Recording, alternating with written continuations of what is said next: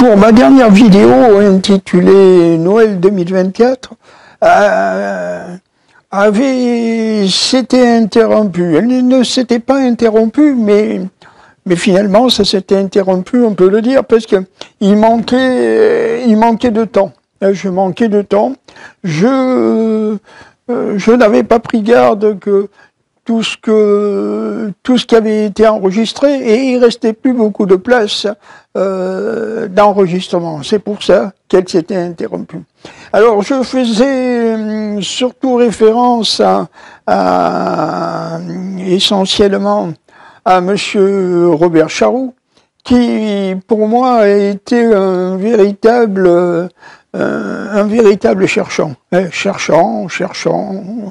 Il essayait, il avait pris conscience que le passé de l'humanité, si passé il y a, est assez trouble, que on n'a pas facilement la possibilité de savoir. Tout est comme ça. On n'a pas la possibilité de savoir facilement. Donc, il aurait aimé comprendre qu'est-ce qui s'est passé à un moment donné. Pourquoi ce trouble? On a l'impression que le temps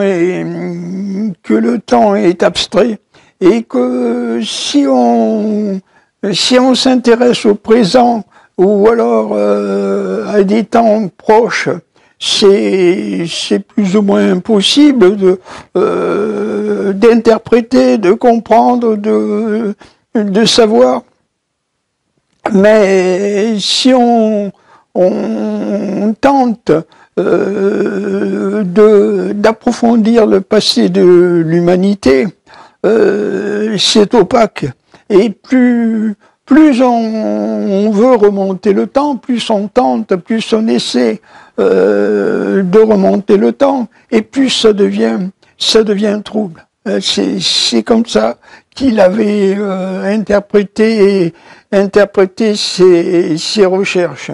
Il s'était par exemple intéressé au passé de l'Europe, comme d'ailleurs, il avait beaucoup parcouru la planète, entre autres l'Amérique du Sud, l'Amérique du Nord, et il en avait conclu que peut-être il pourrait y avoir une sorte de basculement, et que ça soit, c'est pas moi qui le dis, que ça soit un éternel recommencement, que ce qui s'est passé se reproduit et se reproduira encore. Par exemple, pour l'Amérique du Nord, il se demandait si les gens qui étaient là-bas, dans ces territoires, qu'on pourrait dire lointains, eh bien, c'est-à-dire les peaux rouges, ce on a appelé à tort les Indiens, si ce ne pourrait pas être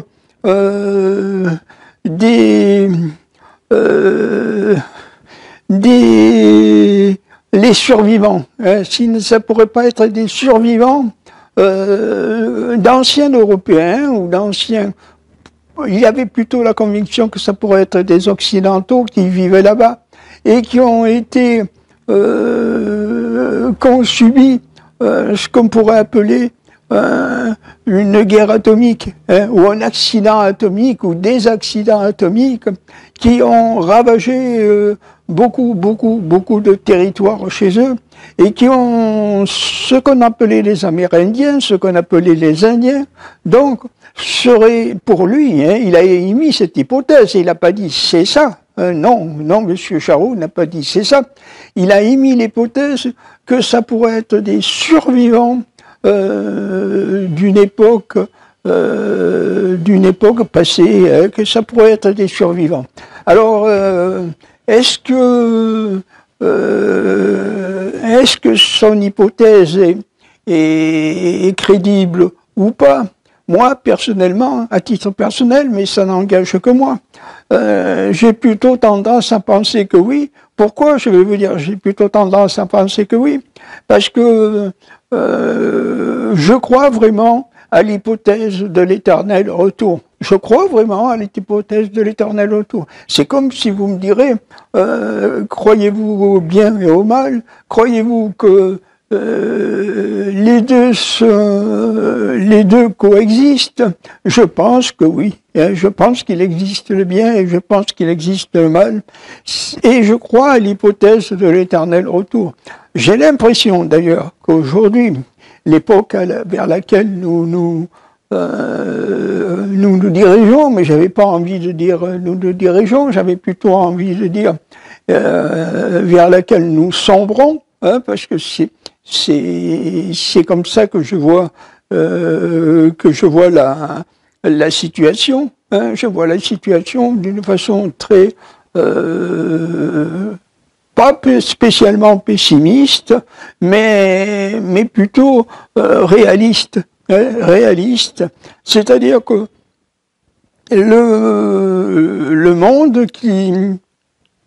dans lequel nous avons déjà pénétré et dans lequel il va s'accentuer de plus en plus est carrément une histoire passée qui se renouvelle, un passé qui se renouvelle et qui semble devoir se renouveler éternellement, hein, éternellement ou alors pendant très très très longtemps. Il semble se superposer avec telle une idée que je me fais de l'histoire de l'humanité. Hein. Je crois par exemple, ça c'est pour moi évident, qu'il a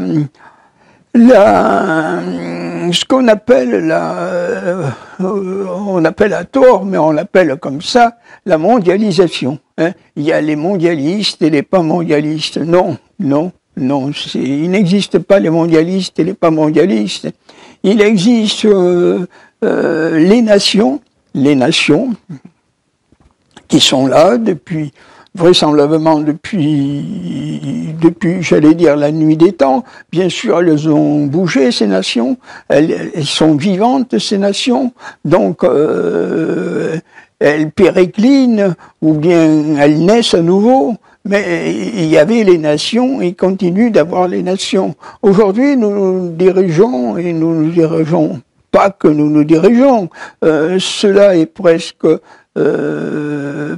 le terme, eh bien, vers une disparition des nations. Ce n'est pas une disparition étonnante, ce n'est pas une disparition parce que il se suit une sorte de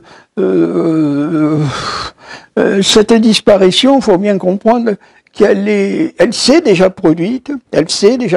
D'abord, c'est ça qu'il faut comprendre. Deuxièmement, elle est conditionnée par une volonté. Hein, par une volonté, et une volonté de qui et de quoi? Une volonté de faire disparaître, une volonté de faire disparaître pour exister. C'est comme ça que je le vois. Hein. Et c'est les livres de Monsieur Robert Charroux ont été pour moi une véritable révélation. Hein. Je ne me posais pas la question d'avoir lu si les gens d'Amérique du Nord, ce qu'on appelait les Indiens ou les Amérindiens, pour moi ils étaient là.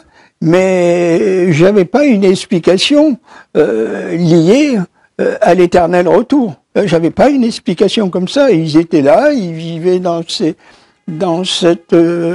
zones géographiques et rien de plus. Et alors que Monsieur Robert Charroux s'est appliqué à essayer de comprendre qui étaient ces gens, de le comprendre. Pas simplement, il y avait des gens qui étaient là. Non, il s'est appliqué à essayer de comprendre leur venue et à comprendre d'où ils émanaient, ces gens. Et il en a déduit que s'ils avaient la peau rouge, ça a été une déduction que je pense très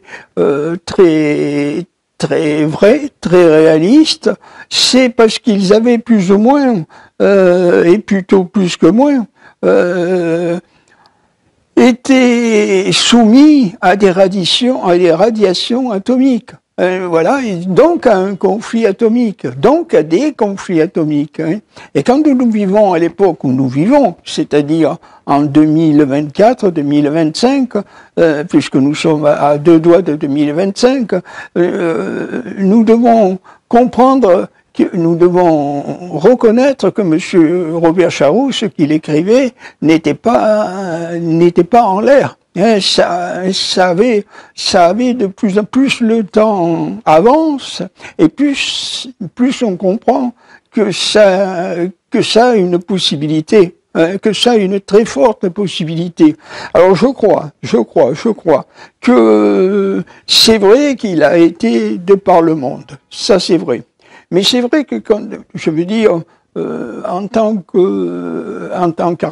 qu'archéologue, en tant que cherchant, en tant que chercheur, en tant que personnage qui essaye de connaître le passé de l'humanité, parce qu'il ne faut pas s'attendre, comme à l'époque où il écrivait, et aujourd'hui ça n'a pas bougé, il ne faut pas s'attendre à des explications mirobolantes de la part des médias officiels, de la part de ceux qui écrivent, hein. Soit parce qu'ils ne le savent pas, soit parce que c'est interdit de le dire, hein. Donc, ces recherches, ça a été pour moi une véritable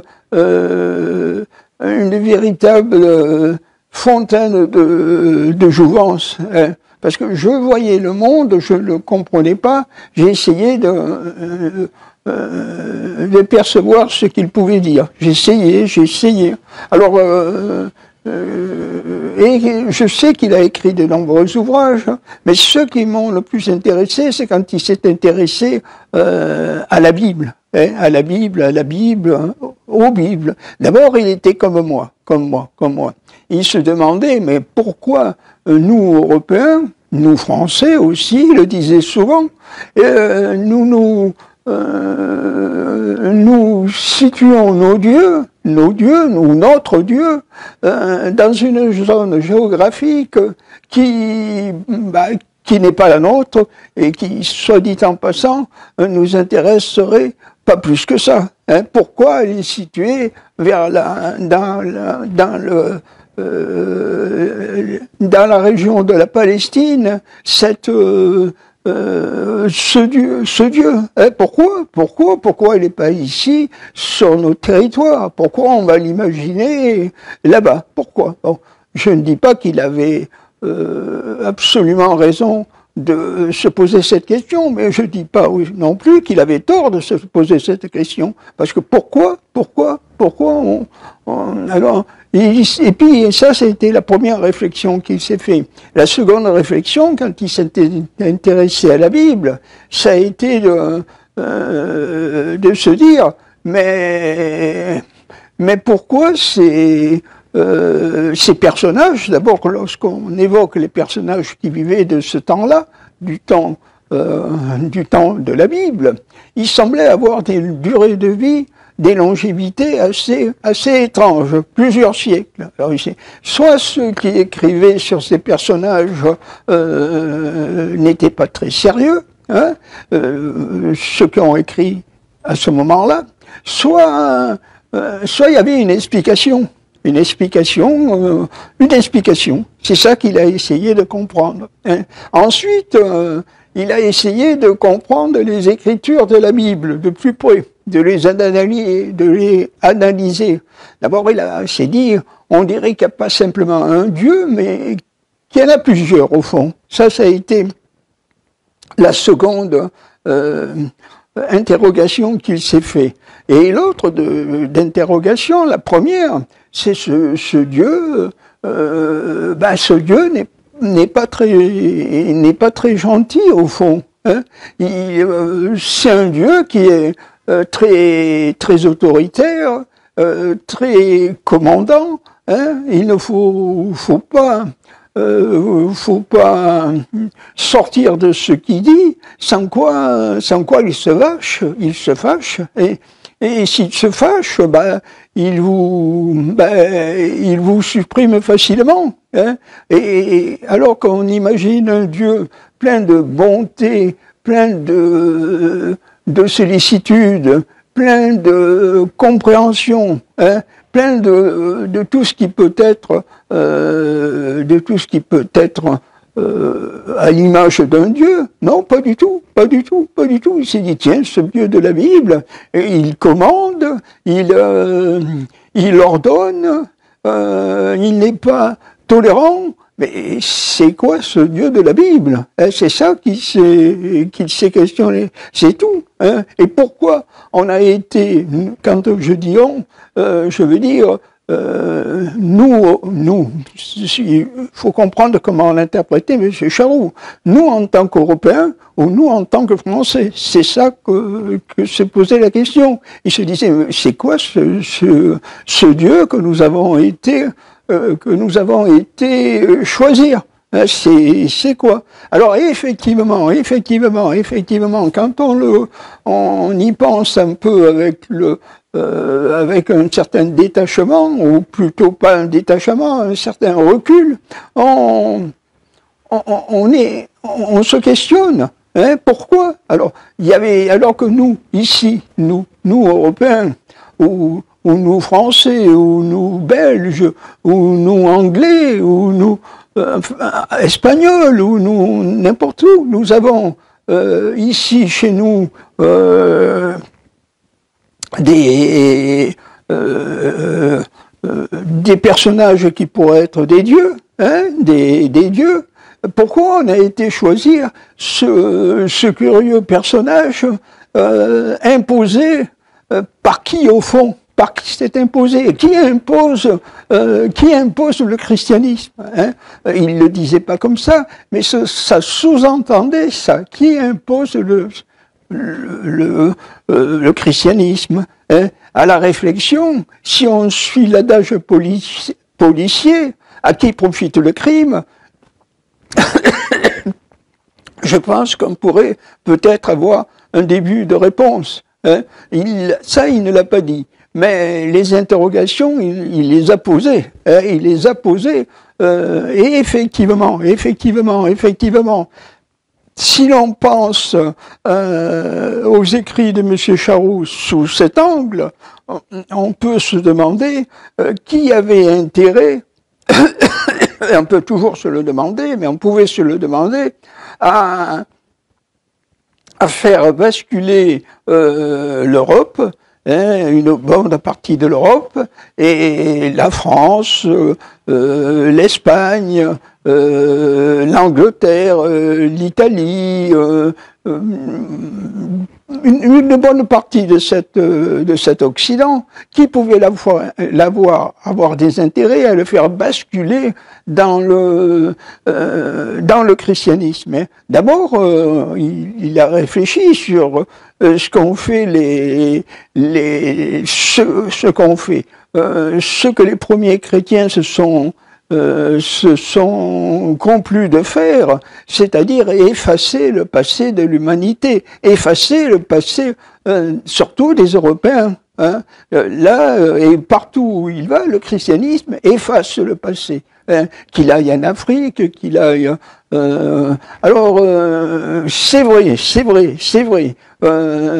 que ça peut sembler avoir été positif. Enfin, ça dépend sous l'angle sous lequel on se place. Mais au fond, quel était le chef d'orchestre derrière ces curieuses actions, hein? Derrière l'avènement du christianisme, qui est le chef d'orchestre? C'est la question que se posait M. Charroux, hein. Même si ne la posait pas clairement comme ça, c'est la question qu'à la lecture de ce qu'il a écrit, oui, en lisant ce qu'il a écrit, c'est la question que l'on peut se poser, hein, que l'on peut se poser. Alors dans ma dernière vidéo, vers la Noël, les fêtes de 2020, les fêtes de Noël 2024. Vous savez que ma vidéo s'était arrêtée de façon impromptue, hein, impromptue, mais c'est quand même, maintenant vous écoutez là, ce qu'il y a une partie, ou pas la totalité, parce que je ne l'avais pas écrit, je l'avais qu'en imagination, ce qui a été écrit, mais c'est curieux quand même. C'est quand même étrange. C'est quand même étrange que Monsieur Charroux pose des questions, met le doigt sur des questions que l'on peut légitimement se poser. Mais ça, Monsieur Charroux l'a écrit il y a un certain temps de ça, hein, il y a une cinquantaine d'années, il y a un demi-siècle. Mais un demi-siècle plus tard, au moment où la mondialisation s'est encore plus étendue, on comprend encore mieux ce que voulait dire Monsieur Robert Charroux. Parce qu'à l'époque, la mondialisation n'en était pas là. C'était certainement, ça avait commencé depuis longtemps, mais c'était pas visible. C'est beaucoup plus visible, beaucoup plus. Et on comprend beaucoup plus quels étaient les objectifs souterrains de la mondialisation. Là, aujourd'hui, ils apparaissent au grand jour. Voilà. Pour aujourd'hui, la vidéo s'arrête là. J'y mettrai certainement une suite. Je vous remercie.